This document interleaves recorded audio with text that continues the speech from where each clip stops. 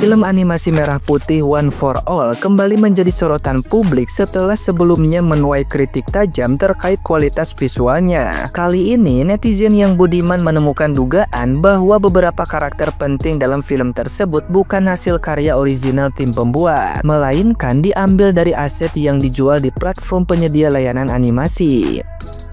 Seorang netizen yang berbakti membagikan tangkapan layar yang membandingkan karakter dalam film dengan model yang tersedia di situs Relution. Temuan ini menimbulkan tanda tanya besar, mengingat film tersebut akan tayang di layar lebar dan dipromosikan sebagai karya anak bangsa.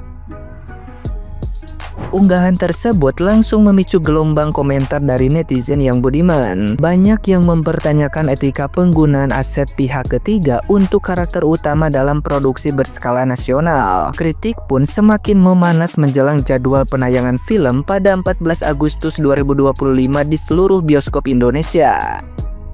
Isu ini semakin memperkuat stigma bahwa industri animasi lokal masih perlu meningkatkan originalitas dan kualitas produksinya agar dapat bersaing di panggung internasional.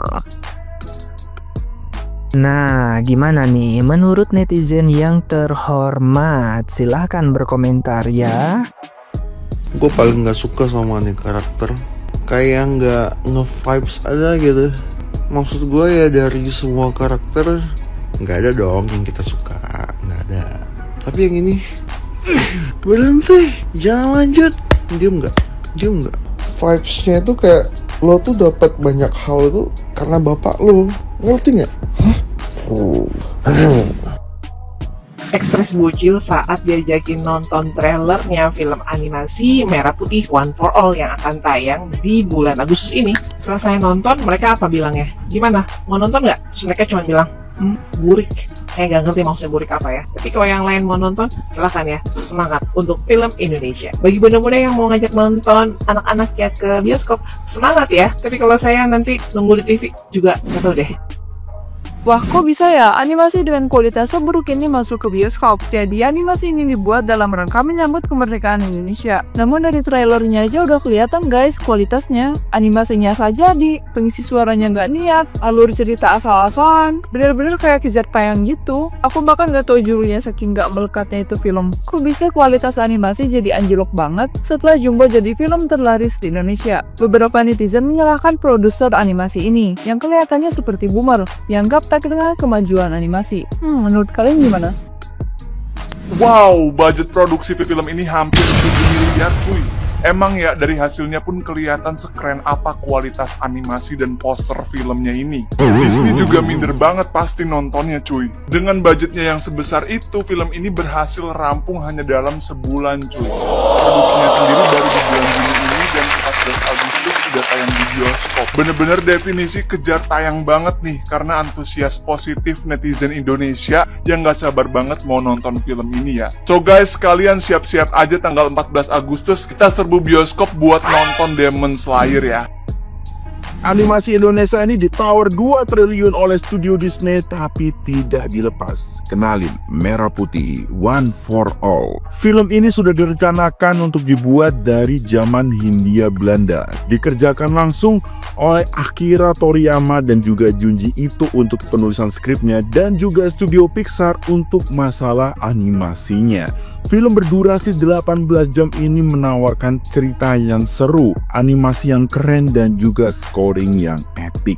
Fun fact-nya, karakter utama dalam animasi ini diisi langsung suaranya oleh orang yang mengisi suara Optimus Prime di film Transformer. Film ini juga sempat di-banned di Oscar karena diprediksi bisa memborong semua nominasi dengan mudah. Bahkan pihak Disney Studio sendiri pernah diwawancara di koran lampu merah dan mereka mengatakan mereka rela menukar seluruh franchise film Marvel hanya untuk satu film masterpiece ini. Oh ya, film ini nanti akan rilis pada tanggal 14 Agustus, sehari sebelum Demon Slayer Infinity Castle rilis guys ya. Dan katanya pihak studio dari Demon Slayer sendiri telah mengkonfirmasi bahwa mereka hanya menayangkan filmnya selama 1 jam saja karena takut kalah bersaing dengan Merah Putih One for All. Jadi kalian buat orang Indonesia sudah siapkah mendukung masterpiece dari karya anak bangsa ini?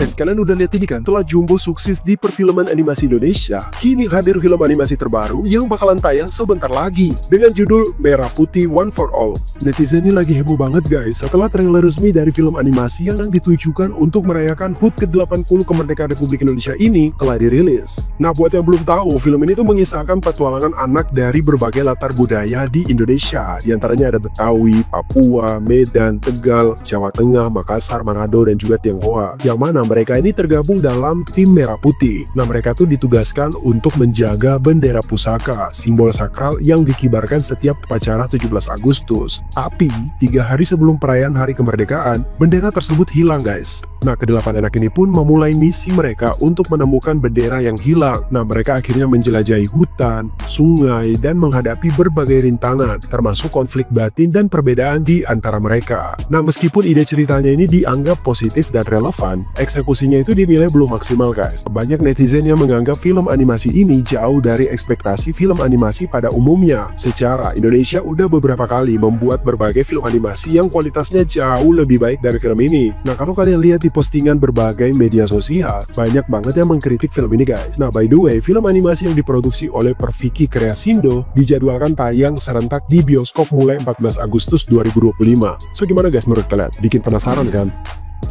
3 hal yang mau aku bahas dari film ini. Yang pertama adalah visual, yang kedua adalah isi cerita, dan yang ketiga adalah bahasa dan logat yang digunakan. Pertama kali aku menyaksikan trailer ini di YouTube, aku pikir ini adalah film yang dibuat oleh animator baru. Sehingga aku tidak menyangka dan menduga ternyata ini mau ditayangkan di bioskop. Kenapa aku bilang seperti itu? Jujur saja, sebelum ini ada film yang bagus, judulnya Jumbo. Sangat-sangat berbeda. Dari lihat Jumbo itu, dari awal aku udah kayak mana ya, kayak wah kayak gitu. Ini pertama kali aku lihat, aku susah mengekspresikan diriku. Makin gelisah aku karena aku tahu dia mau tayang di bioskop. Yang aku lihat, karakter di situ semuanya kaku, nggak lentur, nggak macam Jumbo itulah ya kan. Mohon maaf, aku harus membandingkan karena aku melihat ini dari sisi sebagai seorang ibu dan penonton. Ada adegan anak kecil jatuh, kepleset dia, bukannya terkejut atau meringis, dia tetap melotot matanya, baru dia lanjut lari lagi. Kan aneh kayak gitu. Nggak mungkin anak-anak punya ekspresi yang kayak gitu. Jadi menurut aku ekspresi itu penting juga di film ini sehingga menghidupkan suasana.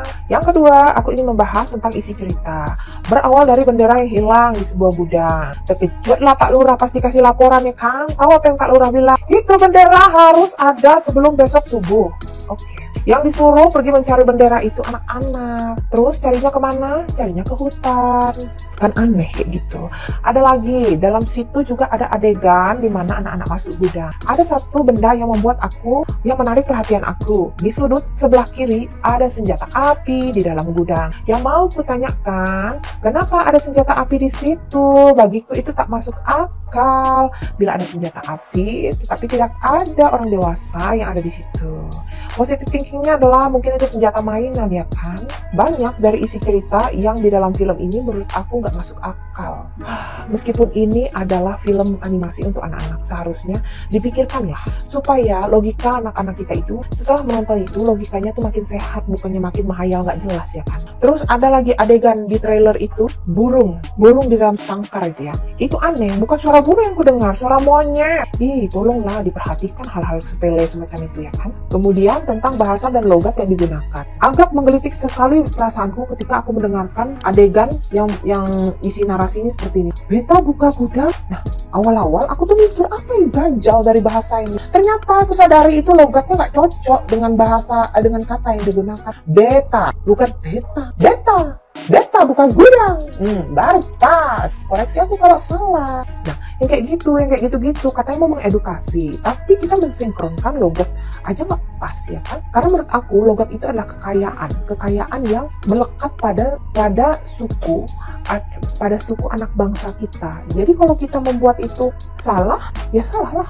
Ya udah, itu aja lah aku mau ngomongnya. Nggak tahu lagi aku mau bikin apa. Aku bingung juga. Kayaknya nggak bakal deh buat anakku nonton itu. Ya udah, bye.